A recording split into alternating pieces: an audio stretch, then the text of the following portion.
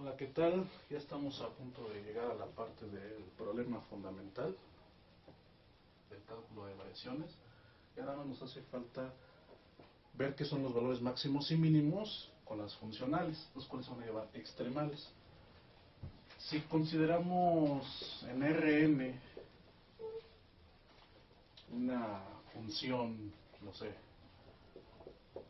una función f que esté dependiendo de n variables, y tomamos un punto x0 que tenga coordenadas, digamos, x1 circunflejo, x2 circunflejo, hasta xn circunflejo. Bueno, el dibujo en Rn no lo puedo hacer, pero más o menos en R3, que sea por ahí una superficie medio extraña, y haya un máximo, digamos. Nosotros sabemos que ese punto es máximo si la diferencia entre ese punto y cualquier otro punto de una vecindad suficientemente pequeña hace que no cambie de signo. O sea, digamos, vamos a poner que f, a ver, ¿cómo lo ponemos? Sí, vamos a ver f de, vamos a poner que sea un máximo en ese punto, en x1, x2 hasta xn. Y vamos a tomar un punto x0 en la vecindad, en una vecindad de radio epsilon del punto x, donde este es el punto x. Estas coordenadas pertenecen, sería el punto x. O sea, tengo un punto x con estas n coordenadas, donde yo digo que es el máximo, y voy a tomar un punto x0 con estas coordenadas que esté en una vecindad de ese punto. Entonces, ese punto en efecto es máximo si f de x1 hasta xn menos f del punto x0 es menor o igual que 0. ¿Okay? Sería mínimo si la diferencia es mayor o igual que 0. O sea, no deben cambiar de signo. Es más o menos lo que estudiamos en cálculo 3. Vamos a usar esa idea para las funcionales, ¿sí? Entonces permítame limpiar.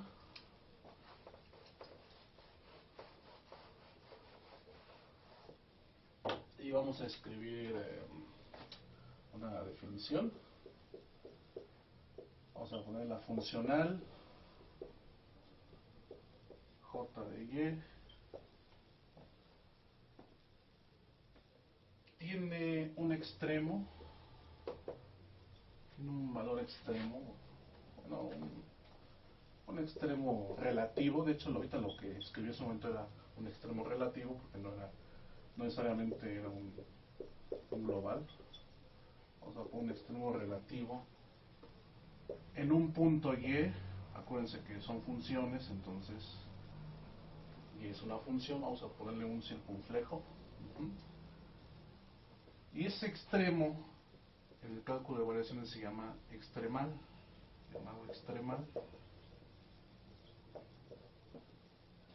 Si la diferencia, o sea, lo que estamos diciendo, j valuada en y menos j valuada en el punto en cuestión, no cambia de signo.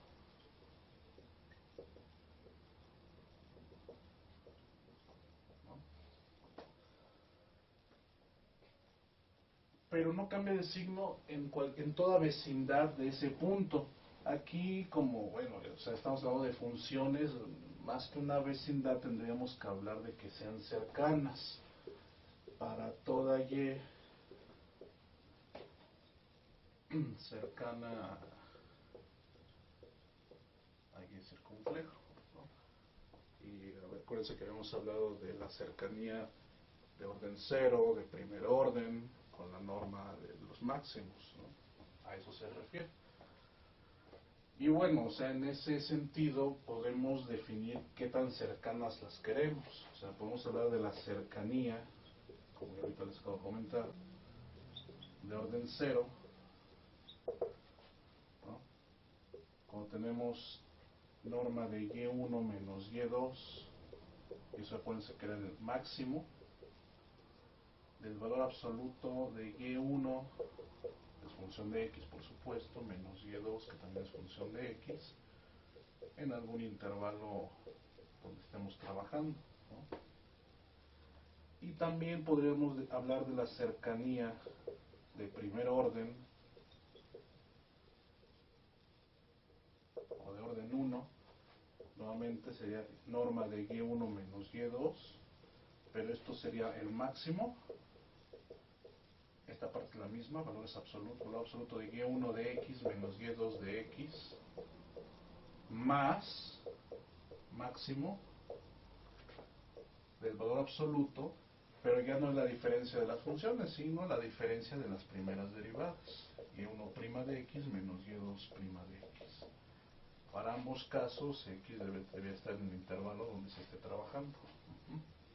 ¿Sí se ve, compañero, en la parte de abajo? Gracias. Sí. Y bueno, o sea, habíamos dicho que mientras elevemos el orden, es la cercanía, pues bueno, es geométricamente se van pareciendo más las curvas. Pero para este análisis nada más nos basta orden 0 y orden 1, primer orden. Para el orden 0 vamos a decir que existe un extremo fuerte.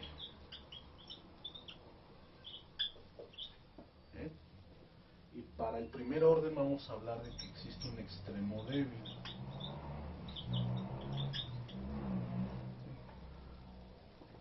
En realidad ahorita no nos vamos a preocupar mucho por cuáles son las diferencias entre el extremo fuerte y el débil, sí, pero de momento nada más me interesa que eso quede, que quede esa idea de cuando se habla de la cercanía de orden 0 sea un extremo fuerte, y la de primer orden estamos hablando del extremo débil. Vamos ahora, pues ya con esto, con estas pequeñas definiciones que son el trasladar lo de cálculo 3 a este curso de funcionales, vamos a recordar que para la existencia de los valores extremos se tenía una condición, y es que la derivada en cierto punto donde fuera un valor extremo se tenía que hacer cero, se tenía que anular. Esa condición también tendría que suceder aquí. Vamos a escribirla en un teorema.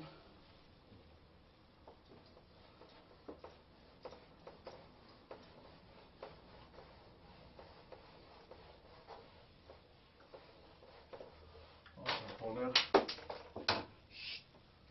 teorema. Una condición, vamos a poner una condición necesaria, más no es suficiente, porque faltarían las condiciones de continuidad y derivabilidad que se van a asumir, por supuesto, para que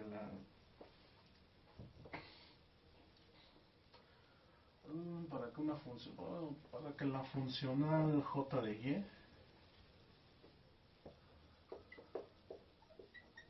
tenga un extremo en y circunfleja, en ese punto, que es una función, por supuesto.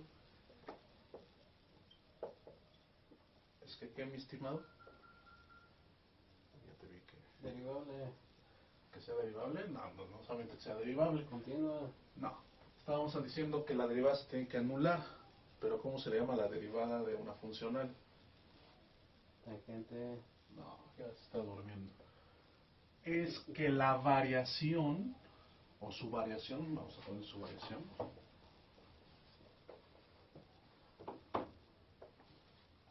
eso lo vimos en el video anterior, su variación, por supuesto en ese punto, se anule. O sea, es decir,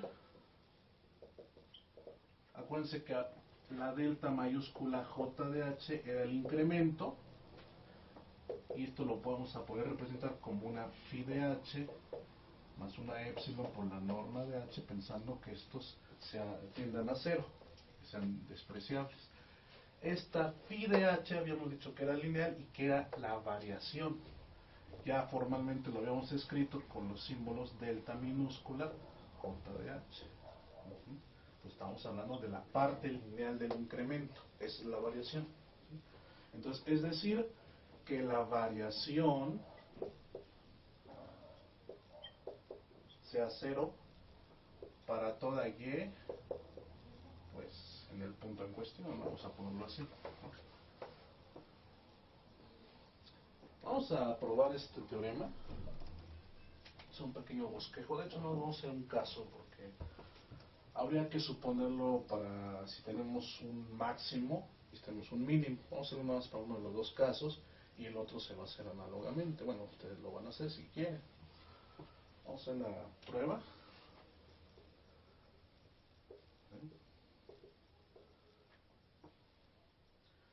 Vamos a suponer, en efecto, que la funcional tiene un mínimo. Suponga que la funcional j de y tiene un mínimo. ¿Bien? Que tiene un mínimo, pues en ese punto, en y circunfleja, vamos a poner en y igual a y circunfleja. ¿Okay? Ok. Bueno, entonces el incremento, o sea, tenemos que ver que la variación se anule, pero tenemos que escribir que el incremento j de h, delta j de h, que se va a poder escribir como la variación, que es la parte lineal del incremento, más una epsilon por la norma de h, y esto siempre considerando que epsilon tiende a cero, si la norma de h tiende a cero, o sea que h sea suficientemente pequeña, el incremento muy muy pequeño.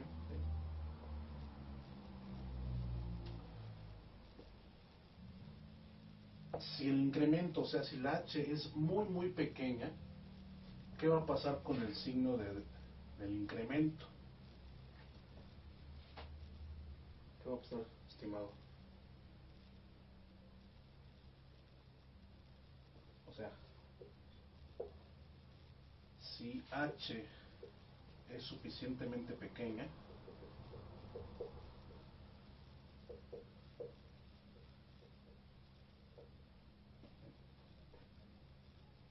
esto se tendría que anular y el signo de la variación y del incremento es el mismo.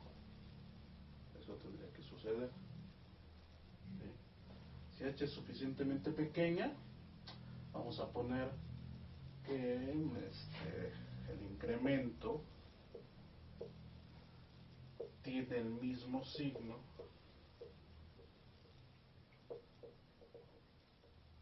que la variación.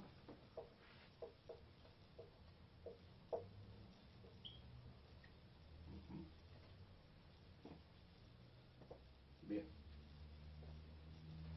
Ahora, voy a limpiar esta parte, a ver si... De todas maneras, ustedes pueden poner pausa y regresar si necesitan volver a las condiciones del teorema.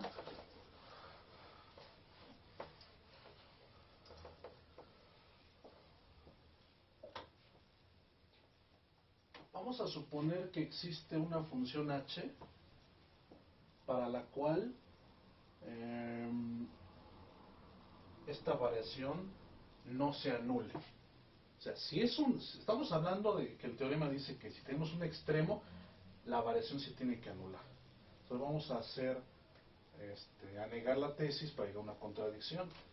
Vamos a suponga que existe una función h, vamos a poner h0, no, a ver cómo escribo esto. H0 me gusta más, es que ya me acostumbré a esa notación. Suponga que existe H0 tal que la variación, o sea, delta minúscula, no se anule.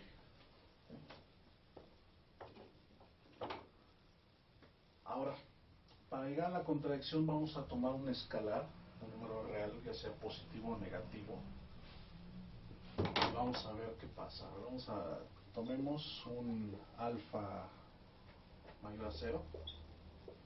Alfa es un número real. También se puede hacer con un número negativo, pero para facilidad de nosotros vamos a tomar positivo. ¿Qué pasa con esto? Vamos a escribir entonces la variación de J evaluada en menos alfa H0. ¿Qué va a suceder con eso? Acuérdense que la variación viene siendo también una funcional lineal. Y si es una funcional lineal, es una transformación lineal, por lo que puede salir el escalar y lo puedo escribir de esta forma. ¿Qué tenemos ahí? Alfa es un número positivo. Esto tiene un signo, o sea, esta variación tiene un signo, por lo que aquí hemos dicho. No importa si es positivo o negativo, pero con esto ya está cambiando de signo. Eso no puede ser, eso es una contradicción. Vamos a escribir entonces, esto es imposible por la hipótesis, bueno, perdón mi espantosa letra,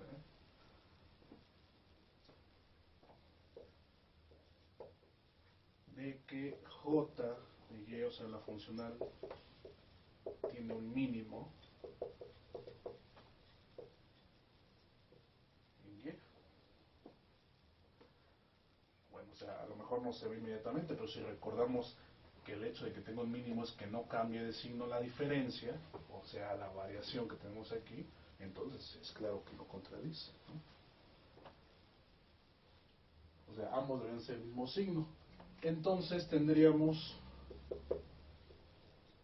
que el incremento,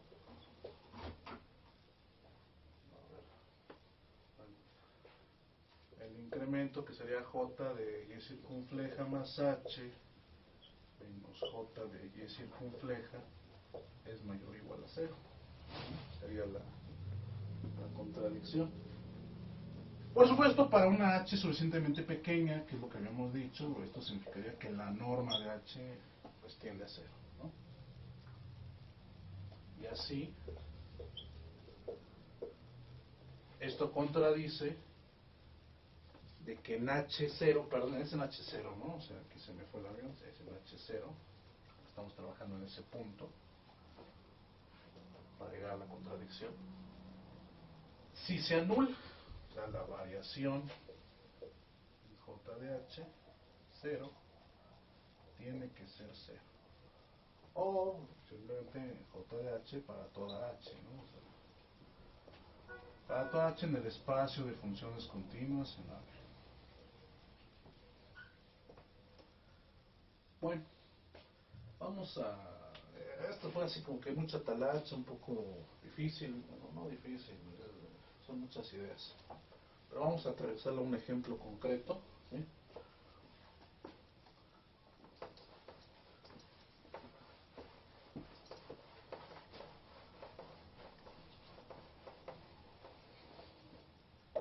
Vamos a poner un ejemplito y ya con eso terminamos por hoy.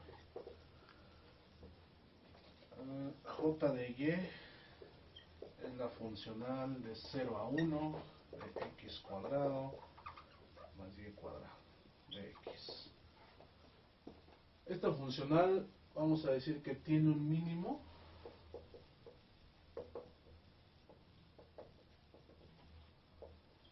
en y igual a 0, o sea en la función nula. ¿Sí? Bueno. En efecto, hacemos la diferencia J de Y menos J de Y circunfleja, en este caso esta sería nuestra circunfleja, ¿a qué va a ser igual? Bueno, la integral de 0 a 1 de x cuadrado más y cuadrado, diferencial de x, menos, vamos a hablar de j de 0, o sea la integral de 0 a 1, pues simplemente de x cuadrada de x. ¿Sí? por la aditividad de las integrales, los x cuadrados se eliminan y nos queda la integral de 0 a 1 de y cuadrada diferencial de x. Ahora, ¿cómo garantizamos que en efecto esto está de acuerdo que tiene un mínimo en ese punto? Si tiene un mínimo, la diferencia tendría que ser mayor o igual que 0, o sea, esta diferencia que acabamos de calcular. ¿Cómo puedo decir que esto es mayor o igual que 0? ¿Sí es claro para todos? Pues sí, ¿no? O sea, Sí. no importa qué valor tengas, si es el cuadrado positivo, esa integral es positiva, o 0, si la función es 0 exactamente. Y bueno, eso sería para todas las funciones y, ¿no? Ya para el próximo video empezamos a trabajar el problema elemental.